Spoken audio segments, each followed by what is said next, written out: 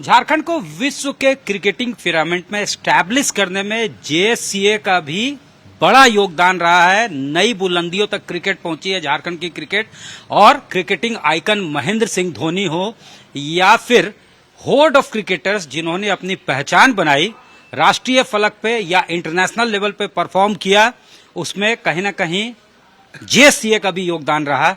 State of the art stadium तो यहाँ पे है ही है। अब जेएससीए का कमान जो है वो नए बॉसेस के हाथ में आया है। नए अध्यक्ष, नवनियुक्त अध्यक्ष जिन्होंने चुनाव जीता है, अजय साहदेव, वो हमारे साथ है। क्या प्रायोरिटी होगा इनका क्रिकेट और कैसे बेहतर होगा, झारखंड को कैसे ज्यादा मैचेस मिलेंगे, ये तमाम मुद्दों पे इनसे बातचीत करते हैं। अजय जी, सबसे पहले तो आपको बधाई। और ये बताइए कि झारखंड ने एक से एक क्रिकेटर प्रोड्यूस किया। क्रिकेटिंग आइकन महेंद्र सिंह धोनी यहाँ से निकले हैं और उन्होंने लोहा मनवाया झारखंड का, हर जगह पे नई बुलंदियों तक, नई ऊंचाइयों तक ले गए। और उसके बाद भी कई क्रिकेटर निकले, लेकिन हाल के दिनों में वो परफॉर्मेंस अब दिख नहीं रहा है। जो ग्रासरूट लेवल पे जिस तरह से प्लेयर्स को आगे आना चाहिए था वो हो नहीं रहा है। कैसे नर्चर करेंगे, कैसे नरिश करेंगे, क्या प्लान होगा कि क्रिकेट यहाँ पे प्रमोट हो और फिर उसी तरह का मजबूत मौजूदगी दर्ज करवा सके झारखंड क्रिकेट जो है, उसके लिए क्या आप लोग करने जा रहे हैं? ये सबसे पहले तो मैं अपने जो हमारे जेएससीए के मेंबर्स हैं, रेस्पेक्टेड मेंबर्स, उनका शुक्रिया और धन्यवाद दूंगा कि उन लोगों ने एक ऐसी टीम को चुना, द टीम, जिसमें एक्सपीरियंस जिन लोगों ने एसोसिएशन के लिए काम किया है, जो क्रिकेट के प्लेयर्स हैं, जो हाल ही में रिटायर हुए, सौरभ तिवारी हो, शहबाज नदीम हो, जिन्होंने अंतर्राष्ट्रीय स्तर पे हमारे राज्य का नाम रोशन किया, दोनों ही हमारे टीम के हिस्सा हैं। उनके एक्सपीरियंस का फायदा भी मिलेगा और बिल्कुल मिलेगा। और मैं हमारे मेंबर्स जो हैं उन लोगों की सूझबूझ को मैं सैल्यूट करता हूं कि उन लोगों ने बहुत ही सूझबूझ के साथ लोगों को चुना है।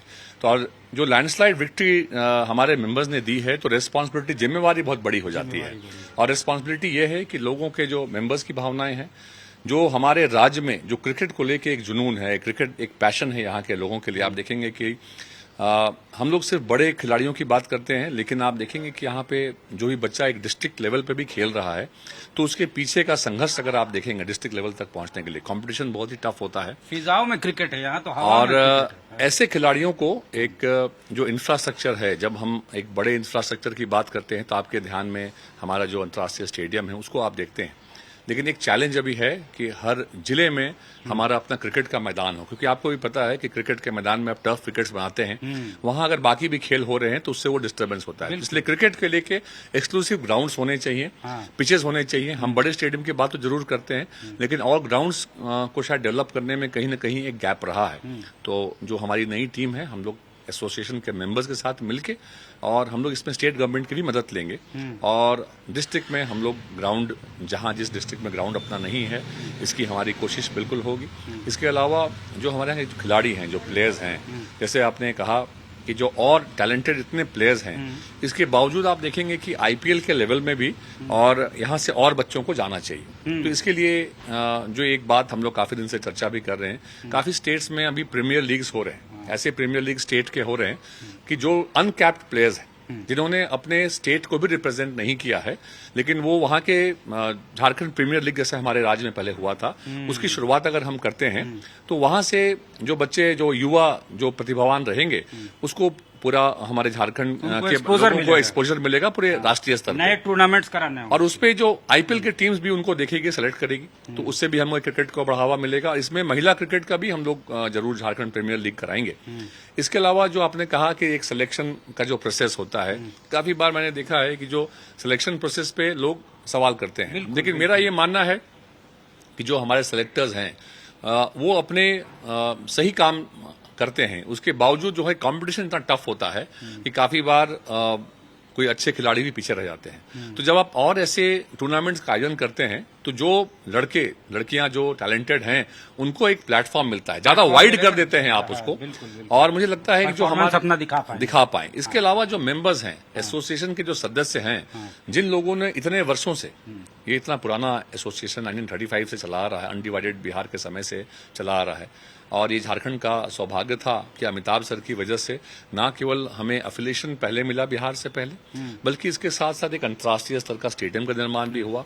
अनेक विपरीत परिस्थितियों में अमिताभ सर ने इस एसोसिएशन को एक पूरे देश में एक ब्रांड बनाया। जेएससी एक आज बड़ा ब्रांड है और उस ब्रांड को हम लोग को और आगे लेके जाना है। मैचेस अब मिलेंगे क्या? जैसे अमिताभ जी जब थे तो इंटरनेशनल मैचेस भी हमें मिलते थे, आईपीएल के भी मैचेस मिलते थे। हाल के दिनों में आईपीएल के मैचेस यहाँ हो ही नहीं रहे। देखिए, आईपीएल में जो होम टीम होती है उनका अपना एक होम ग्राउंड होता है और बीसीसीआई काफी बार ये एक लोगों को गलतफहमी काफी बार रहती है कि आईपीएल के मैचेस इसलिए नहीं मिल रहे हैं कि हमारे वहां पे बीसीसीआई में शायद वो पकड़ नहीं है।